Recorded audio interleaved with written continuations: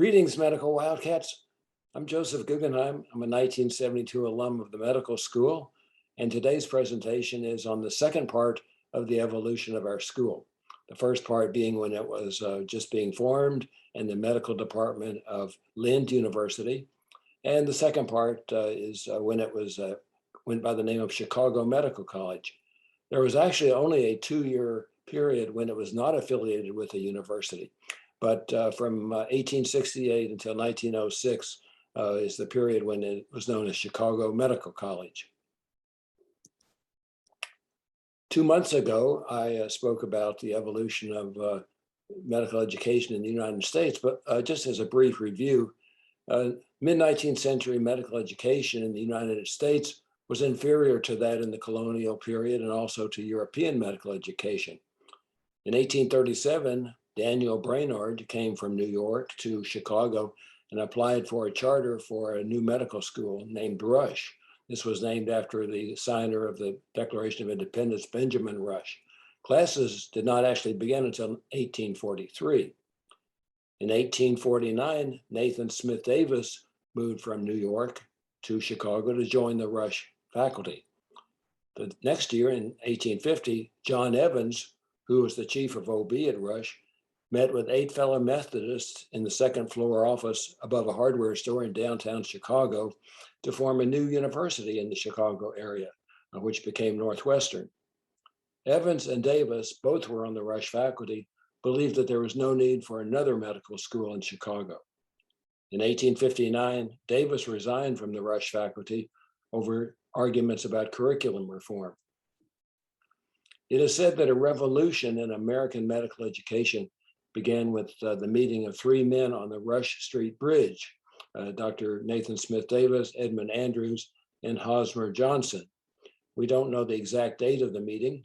We don't have any minutes of the meeting, but their contemporaries said that they met and discussed radical reforms in medical education on this meeting, at this meeting.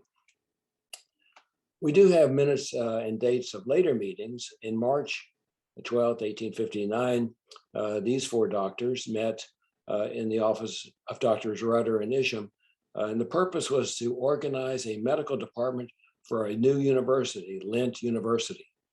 Dr. Johnson was chosen as chairman, and Dr. Isham was elected secretary. Lint University, the university that was just forming, was named for Chicago businessman Sylvester Lint, who was engaged in the lumber business, banking, and real estate. It is said that he made and lost many fortunes in his lifetime. The school was located in Lake Forest on Chicago's North Shore, approximately 35 miles north of downtown Chicago. In 1859, they had only a preparatory school, but the university wanted to establish liberal arts and professional schools. The university had some financial setbacks during the Civil War, and so did Sylvester Lint. He was unable to meet his financial obligations to the university, and the university was reorganized as Lake Forest University. The medical department of Lint was formed by those 4 doctors, and amazingly, they opened less than 7 months after their meeting. The first session began with 34 students. It was in the building that was called the Lint Block on the northwest corner of West Randolph and Market, which is now Wacker.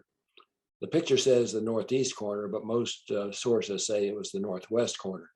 This was the site of all the medical school facilities. The original faculty consisted of 12 men. 5 were previous Rush faculty members, and 7 were not on the faculty at Rush. Chicago Medical College was the name that was attached to the school beginning in 1863. Remember, it was organized in 1859. It was still part of Lint University at the time.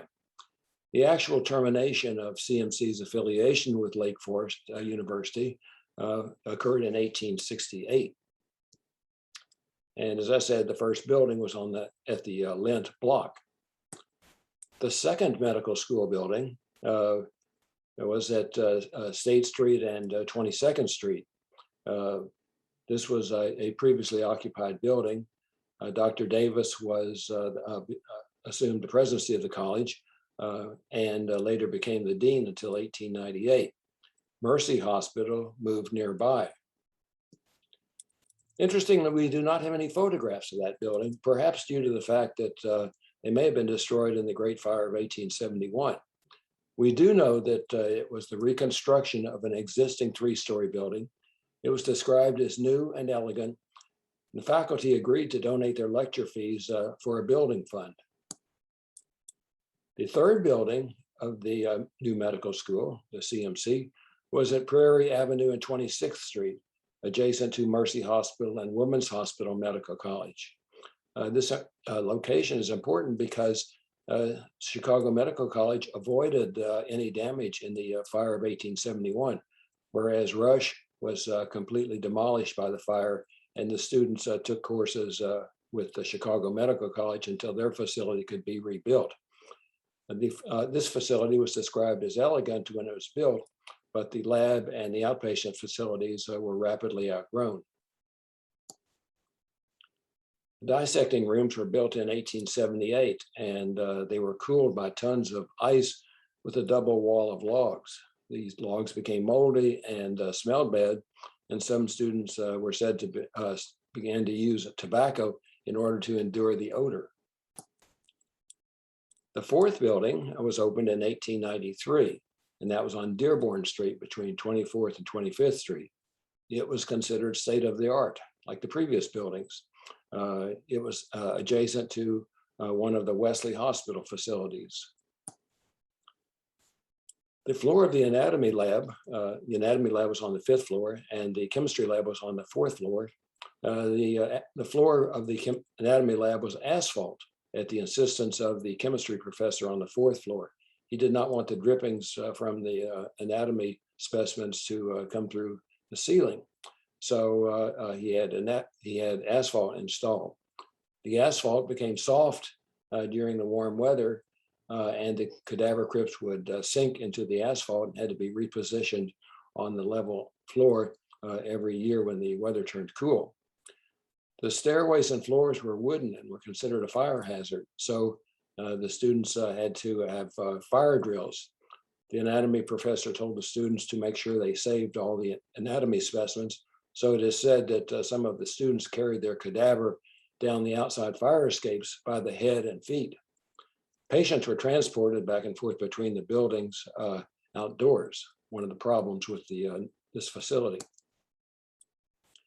Later, the anatomy lab moved to the basement, and this was considered a state-of-the-art and attracted visitors from all over the world to see this modern invention. The dental school moved out of this building in 1896. And the final building in the medical school, or the beginning of the new medical facility, was the Ward building, which opened in 1926. Tuition was always a problem with schools, whether to raise it or lower it. Tuition was called fees and cost of tickets until the late 19th century. Medical schools at that time charged tickets, approximately $15 for each subject. When the medical department of Lint opened in 1859, the tuition was $50 plus fees. And it remained that for many years, including the CMC early era. This compared to $20 at Penn and the University of Maryland. The tuition was higher at rural schools because their expenses were higher. In 1866, CMC lengthened their session, but did not change tuition. Rush and Iowa lowered their tuition that year, and Michigan eliminated tuition entirely. In 1879, Rush and CMC negotiated raising their tuition together. CMC did raise their tuition to only $75, and this was the first increase in 20 years since the school was founded. During the 20th century, the tuition gradually inched upward. It was nearly free for students who enrolled at the Northwestern University Evanston campus for 2 years, but this program was terminated in 1896. There were tuition scholarships available for those who were going into the missionary work, but this was terminated also because some of the recipients did not go into missionary work as promised. The College of Arts and Sciences offered perpetual scholarships where a scholarship could be passed down from one generation to another, but this was never available at the medical school. The tuition began at $50 in 1859 and is now $64,262, a figure I got from U.S. News and World Report. This represents a 4.5 annualized increase since 1859. Tuition was not raised, however, until 1879. So if you begin the calculations in 1879, this represents a 5.1% annualized increase, much greater than the rate of inflation in the United States. Around the turn of the century, it was discovered that an endowment was necessary. CMC was charging tuition of only $165 in 1903, whereas Eastern schools were charging $200 to $300. The university president said that we can no longer expect the student fees to provide the necessary facilities for research and teaching, which are necessarily a part of the modern school. CMC Dean at the time, Nathan Smith Davis Jr., said the entrance requirements could not be raised further without a generous endowment, which must yield at least $40,000 annually. The initial endowment of $5,000 grew to $2 million by 1890 and $5 million by 1900. The endowment is now a part of the university's endowment, and the university's endowment is over $12 billion now. The enrollment at CMC fluctuated, often depending on the entrance requirements and the tuition. You can see that it gradually increased until about 1869 and then fell. This was because the entrance requirements were made more stringent. By 1902, just before the official affiliation with the university, it was 608, exceeded only by the University of Illinois and Columbia University. Medicine was not popular among college graduates in the late 19th century and turn of the century. In 1897, law and theology claimed about 40% of college graduates. Medicine claimed only about 5%. Entrance requirements were attempted to be made more stringent at CMC, but it fluctuated. In 1868, the entrance requirements were established, but these were dropped in 1871 because it was thought that it would lower the matriculation rate. At the time, the school required evidence of knowledge of the common branches of education, not very specific. The following year, the announcements required a good English education, including math and natural sciences, either by certificate or exam.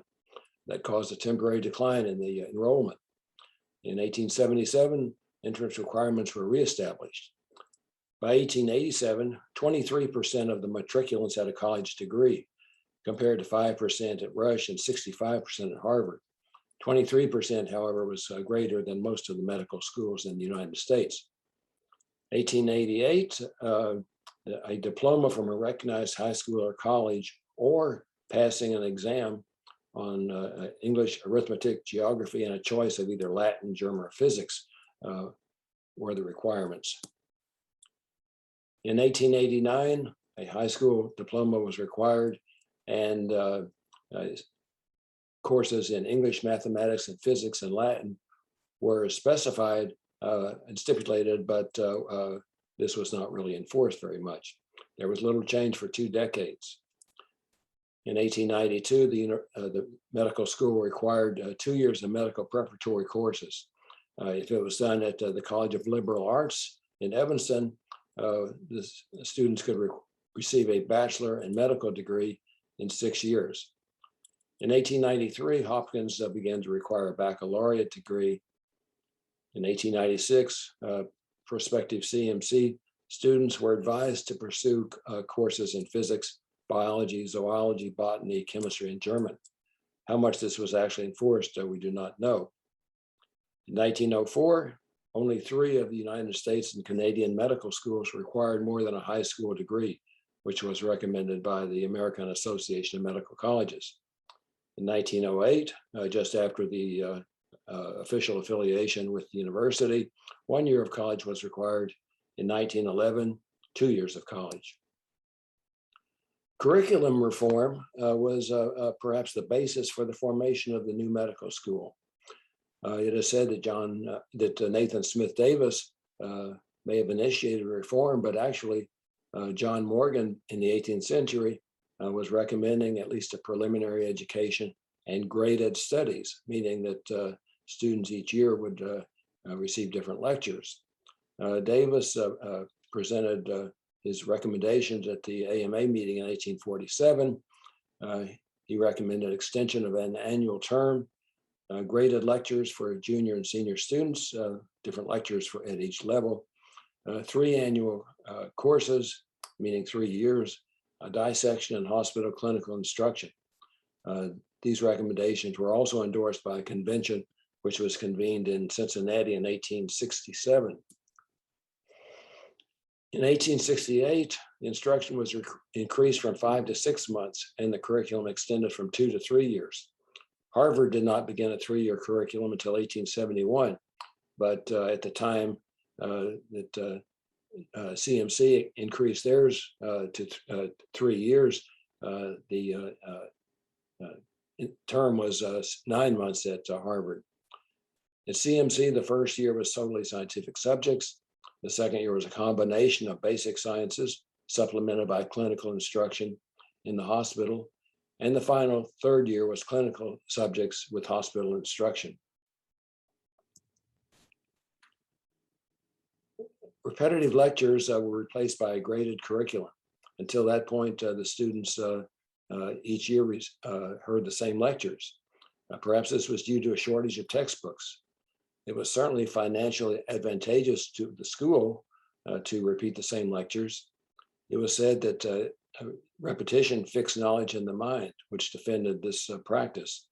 The old excuse about this is the way we've always done it was used also, and it was said that this previous format had produced adequate physicians for decades.